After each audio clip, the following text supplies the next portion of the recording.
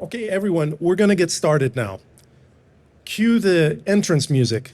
Oh, they don't have any entrance music. So this is the cryptocurrency opening keynote. We have 3 speakers. I'm moderating. My name is Michael. And we're all in the cryptocurrency areas. This year we say areas because we have vendor, contest, and community. Other years we have village workshops. So we're the cryptocurrency areas at Defcon. You're all very welcome to Defcon and to our areas just down the street, down the floor, the hall. We hope to see you all over there. It's a very interactive area. We have workshops and contests.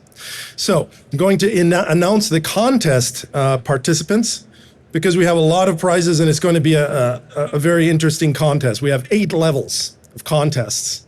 So we have the Soul Strategies Fanboy is one team. Cannel Bults is a team. Agents of Arculus, Tweedledee and Tweedledum. They're there twice. Crypto Llamas, we have the Sax Solo, we have the Black Solve, we have the Nuber Eats, the Serious Solidity, and we have just one guy. So those are the teams. Teams are allowed to be one guy. So I encourage everyone to come over, register, spend 5 or 10 minutes trying out one of our one of the bottom levels of our contest. I know you're going to have fun if you do that. We have a lot of prizes. All right. So that's a contest area. We have workshops as well. Param and I are doing a hardware workshop later today, and Chad is here as well. I'm going to turn it over to them to continue the cryptocurrency opening keynote now. Chad, Param. Hi. Go ahead, Param. Introduce yourself. Hey, everyone. Just to introduce myself, my name is Param, and I'm an electrical engineering student at Georgia Tech. And I kind of got involved with this through a class that I was taking related to hardware security and like side channel attacks and differential power analysis. And that's what the workshop me and Michael will be working on later is if you stop by the area. Awesome. Hi, I'm Chad. I'm from Kraken's security team, and my primary purpose is I'm somewhat the regent of being productively paranoid. And as you all know, if you're fluent in any of this cryptocurrency stuff at all, self-custody, all of these kinds of things are really important that we're intentional about the kinds of habits we shape, the kinds of things that we do, and we'll be talking a little bit more about that. And I'm grateful for your time and attention. I want to make the most of it. We want to thank our sponsors. You want to thank some of our sponsors quick? Yeah, sure. To thank some of our sponsors, as you heard, Chad is from Kraken. They're one of our big sponsors. And then there's also Power Up Privacy, Stack Wallet. We have kind of the whole founding and dev team in our area if you want to talk to them about it. And Espressif, if you guys are familiar with ESP32s or anything, very useful. They're also a sponsor. Cool. Some of the highlights today, certainly we have the challenges. We have levels 1 through 7, which are cool, very hands-on for all ability levels, right? So if you're new to this stuff, you're welcome to join us. We're all learning together. If you're advanced, it's friendly for you too. And we certainly have a level 8, the Kraken security team. We put together a CTF. So if you're really interested in digging into the nuts and bolts, the hidden machinery of this, come visit us. We'll be running that, all weekend. The workshops. You want to talk a little bit about the workshops? We have Param and Michael are doing a hardware workshop, but there's a whole host of them. The whole con. So come check us out. Check it out. It's in the schedule. Oh, yikes! Sorry, guys. And the vendor area, we have a vendor area as well. So that's maybe interesting to some people too.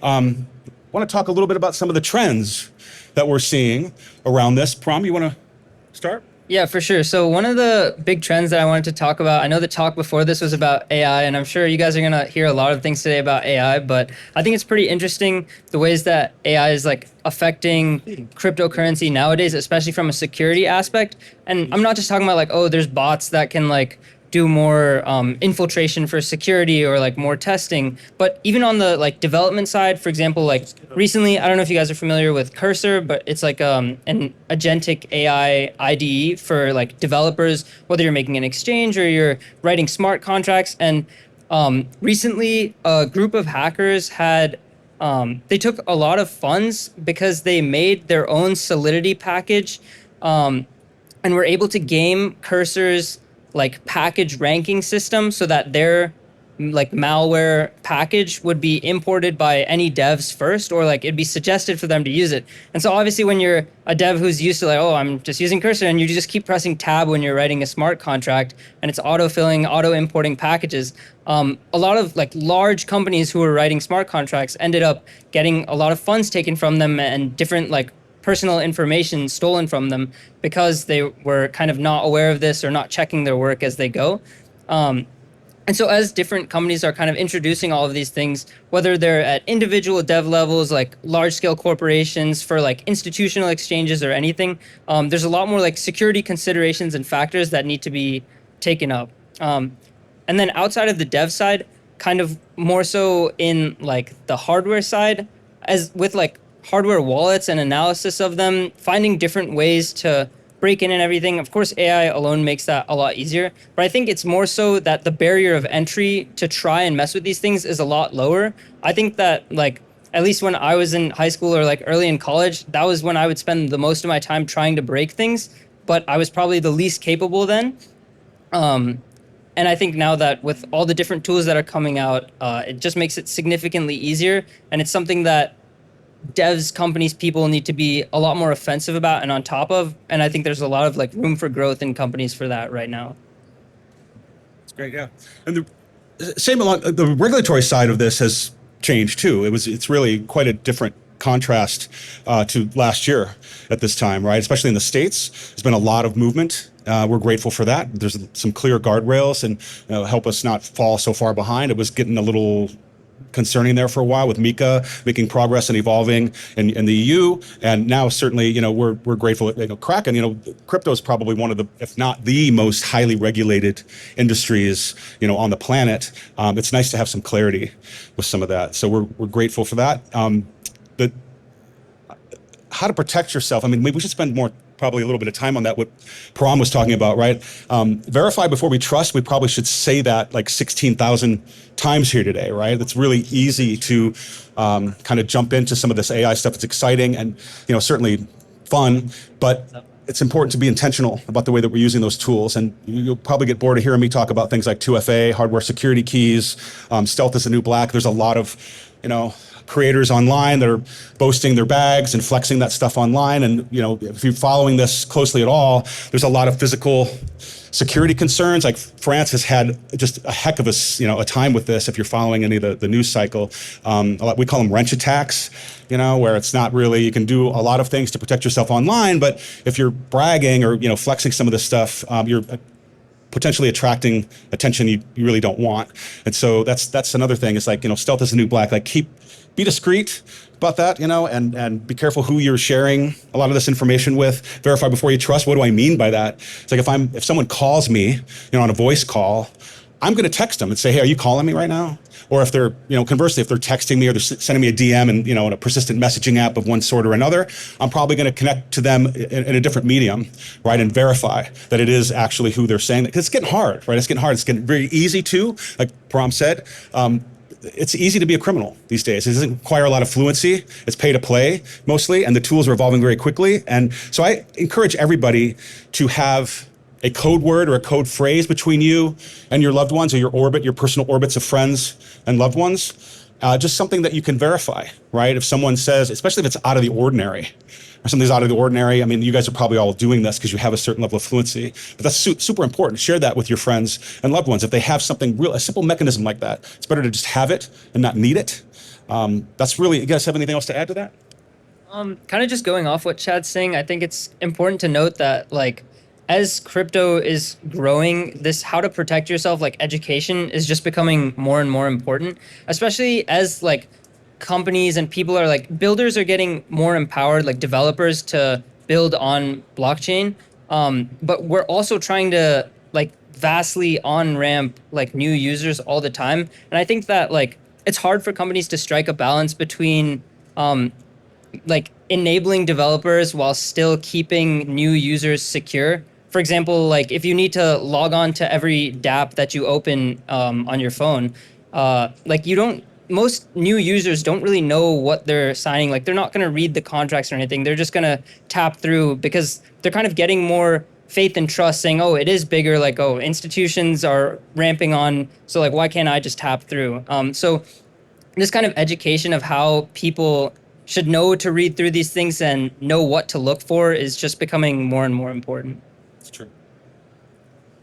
And there aren't any silly questions, right? And we want to make time. If you guys have any questions you want to, maybe stump us with, we love that because we're all learning together. And Michael, do you have anything else to add? Yeah, questions are welcome as well. Down the street is just a few minutes down there, and we have multiple areas all put together. It's very, very interesting. I don't think any other groups have 3 different areas. So you want to check us out. Going along with the attacks and the security ideas that Chad was mentioning, we do have a couple interesting workshops that are not so well known. We have a drain attacks on ECR 24 24 tokens, drain attacks, which is an interesting kind of a new attack that's been researched lately, and that one is being done by Georgia Tech students. Then we have another interesting workshop, I believe tomorrow, by Elaine Shi, who is giving our keynote speech tomorrow morning at 11 o'clock here on this stage. Elaine Shi and Alfonso from Carnegie Mellon. So these are very important researchers, and they are going to talk about oblivious access to secure blockchain. Secure blockchains. Elaine Shi is, I think, on the board or one of the members of the Secure Blockchain Initiative (SBI) at Carnegie Mellon. So there's a lot of interesting information to explore in our areas just down the street. That's you are all very welcome to join us there. We have some free things just to stop by and pick up a crypto deck, which has 52 cards with a flashcard style question answer. What's the difference between proof of work, proof of stake? Who is Satoshi Nakamoto? So there's a lot of nice things to explore down there, and I would welcome you and encourage you all to just take the walk and visit us. Did I miss anything, Chad? No, it sounds Param. Yes, that's good. Okay. Param and Chad. Question. Who is the question?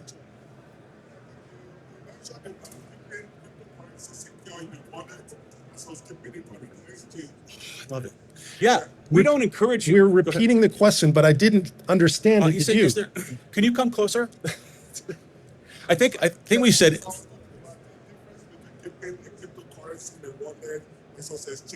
There's been a lot of talk about keeping your private key. But then what are the risks of keeping cryptocurrency in a wallet? You talk about hacking and some of the risks. We don't talk about the risk of using the wallet as sponge. That's right. I think hardware wallets. Yeah. So his question is like, what are the differences? Maybe we would think about it in the terms of like maybe a risk matrix. Like what are the differences between keeping, assets on an exchange or maybe a software wallet or what we call a hot wallet versus a hardware wallet, or a cold wallet as we call them. There's different. It's a trade-off, like life, right? There's a lot of trade-offs. The trade-offs for I think new users, coming into the space, they're going to probably start out on an exchange, and they're going to, kind of displace a lot of that responsibility, to a DEX or however or a centralized exchange, whatever the case may be, and that may be okay for learning, right? In small amounts, right? I mean, something like cheaper than bowling, that's probably fine. But as they start to accumulate and become more sophisticated in their learning and acquiring more and more assets, we encourage people to take those assets off of an exchange. And even software wallets, right? That's a lot of risk. Just putting those on a hardware wallet, and then there's a lot of debate about key management, right? Not your keys, not your crypto, right? You've heard that 1,000 times, right? It's really true, but there is a user experience. There's kind of a UX, some nuance to that, right? There's a bit of a learning curve involved, and so we do encourage people to self-custody. That's absolutely our preferred way, especially as you grow in your maturity with this stuff. But then there's multiple strategies for managing seeds, right? Like some people will only use paper and use dice to randomly create that entropy. Some people have no issue like creating those seed phrases using an online tool. The battles of taste will never be won. Personally, I like to keep those activities as offline as possible, right? There's like steel, you can etch those seed phrases in steel and then put those somewhere safe. So like if something happens, the God forbid something happens to your wallet, you're not going to lose that key. A lot of new users don't understand that the crypto's not on the wallet, that's just the key. key, right? So that's another piece of the fluency that's missing for a lot of noobs coming into the space. So that's kind of on us, really, to help educate our orbits of friends and loved ones. But I encourage you to, do whatever's comfortable for you. Multi-sig, I mean, I can't probably talk about that enough. They could do a whole talk on multi-sig, right? If you're interested, and we could, talk about that offline. But that's a really great strategy if you're starting to build your life savings in crypto and you're self-custodying that, because you want to, raise the cost for criminals as much as we possibly can, right? And if you just have your seed phrase written on a piece of paper, and I'm fortunately from a lineage of people who lost a significant amount of generational wealth in a house fire, right? And that could be true for some crypto whales, right? If you have your seed phrase on a paper, somewhere written down on paper, and you have a house fire, that's not ideal, right? So that's why a lot of these steal solutions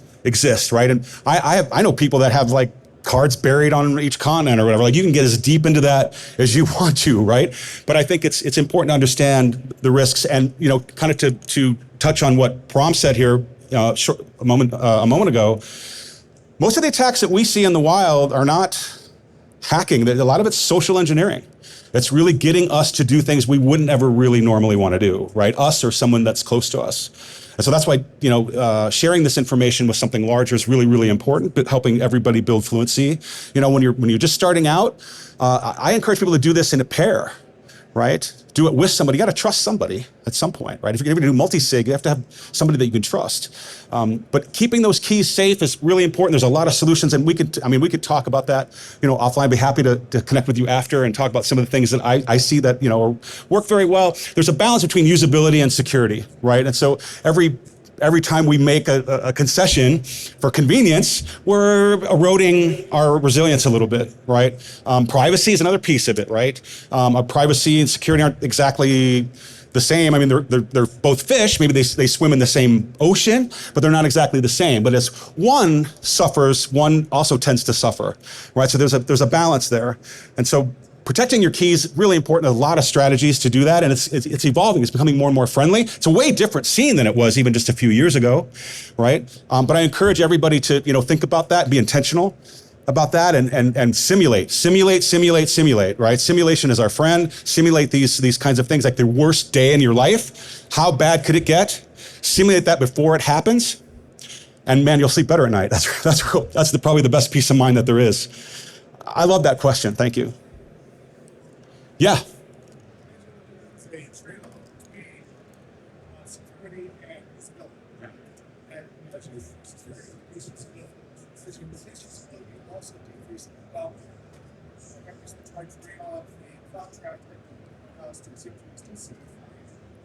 I just started letting self-esteem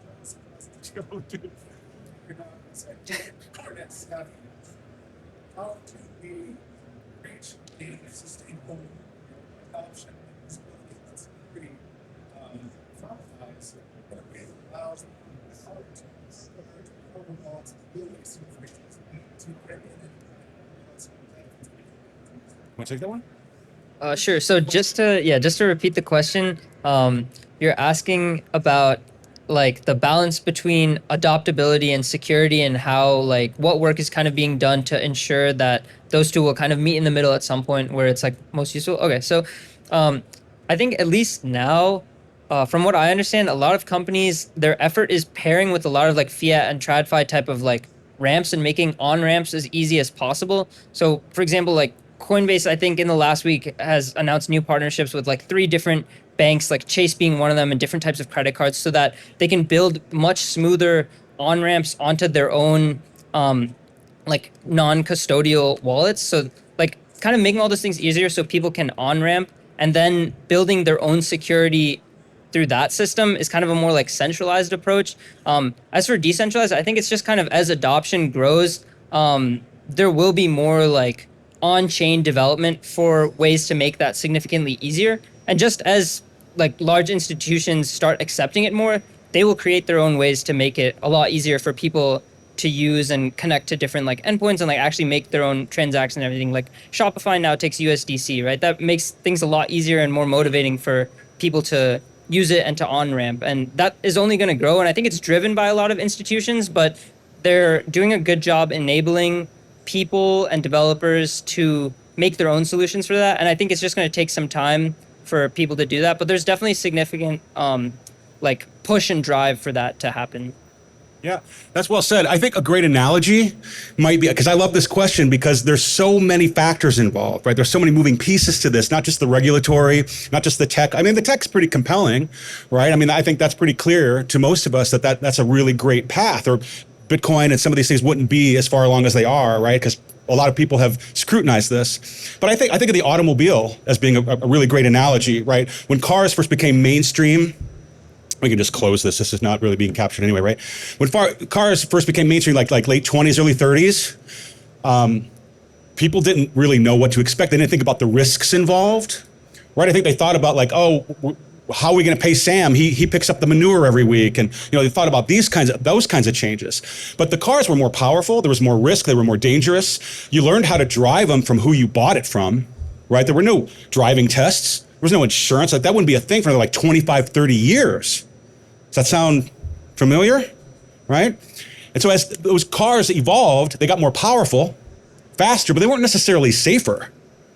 Right? It wasn't until, when did airbags show up? Like I'm old enough to remember like when you could buy a car and there was only like a driver's side airbag, like you survived but your whole family's dead kind of scene. Right? Now you can't even buy a car that doesn't have complete airbags, right? How long did that take? Like almost 100 years? Right? So we think about that, like fast forward 100 years from now, these user experiences are going to be seamless, right? They're going to be like, you could just open like Apple Pay or Google Pay and Bitcoin or, ETH would just be like an option. It'll be like overnight, there'll be no fanfare. It'll just be there. It'll just be very seamless. And it's just going to take time to get everybody on the same, kind of riding the same wavelength, I think, right? Contractors should know better.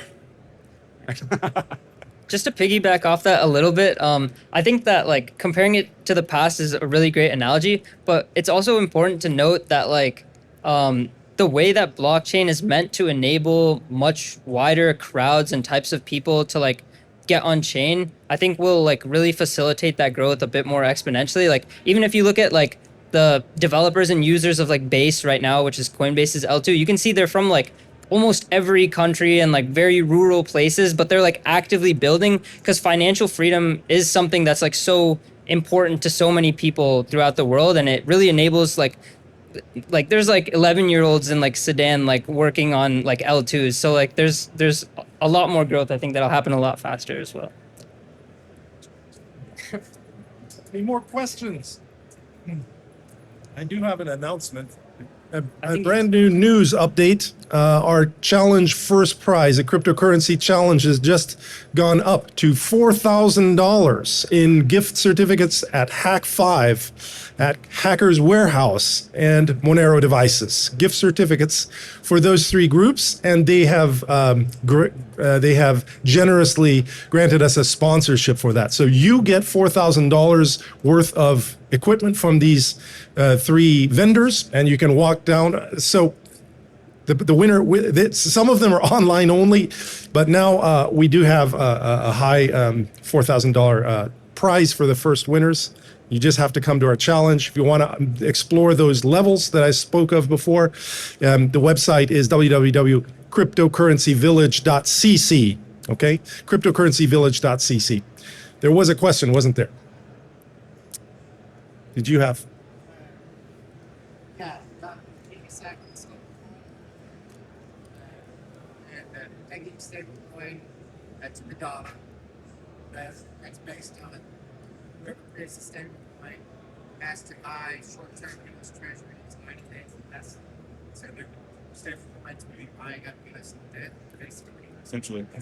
Be offloading that debt. Countries are working on that to stablecoin creators. I think that's a big thing. So I think the comment, it's not really a question, is that pegging stable coins to fiat currencies like the US dollar is maybe not such a good thing, because what? Did you... Absorbing debt. Absorbing debt. It's generating debt. I think he's asking if you have thoughts whether that's good or bad. You have thoughts about it? That's a tricky one, man. Like, it's just kind of shuffling along, you're saying, right? I guess so. The question is it a good idea, bad idea? It's suspiciously strange and accumulates debt, which then you have more complexity in the situation, right? Yeah. So it's a good question. Complexity. Yeah. We'll see. Any other questions before we end the cryptocurrency opening keynote, not workshop, cryptocurrency opening keynote with Chad and Param, Georgia Tech Kraken. You. He doesn't have a question, No. but I called him anyway. Cool. Thanks, everybody. Okay, come to us.